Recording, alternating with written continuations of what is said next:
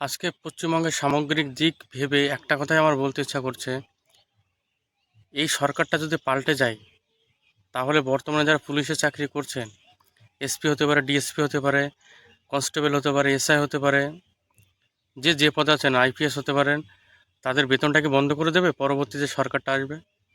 যদি পরবর্তীকালে কোনো সরকার আসে এবং এদের বেতনটা যদি বন্ধ না করে, এদের চাকরিটা যদি বরখাস্ত না করে, তাহলে একজন শিক্ষিত মানুষ পড়াশুনো করার পরে 10 বছর 15 বছর পড়াশুনো করার পরে যখন সে একটা পুলিশের চাকরিতে জয়েন করছে, যে পদেই হোক, সেই মানুষটা কি করে এতটা বর্বর, এতটা মনুষ্যত্বহীন, এতটা নির্লজ্জহীন, গায়ের চামড়া পুরো তার কী করে হয়ে যায়?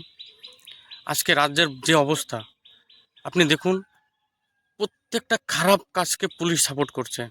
এবং পুলিশ তো করছে না, পুলিশকে দিয়ে করানো হচ্ছে।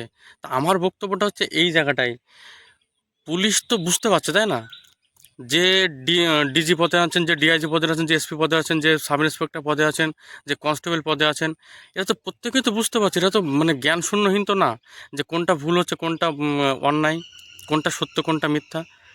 তা এদেরকে দিয়ে যখন সেই অন্যায় কাজগুলো করানো হচ্ছে, সরকার যখন করাচ্ছে, তাহলে এদের একটু মনুষ্যত্ব কেন এরা দেখাচ্ছে না? একটু নিজেদের বিবেকটাকে কেন জাগাচ্ছে না? সেই সরকারের কথা মতো কেন এরা চলছে?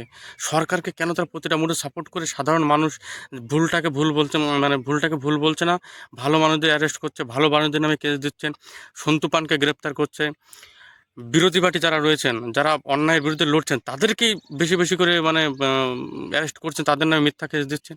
কী করে পাচ্ছে এগুলো?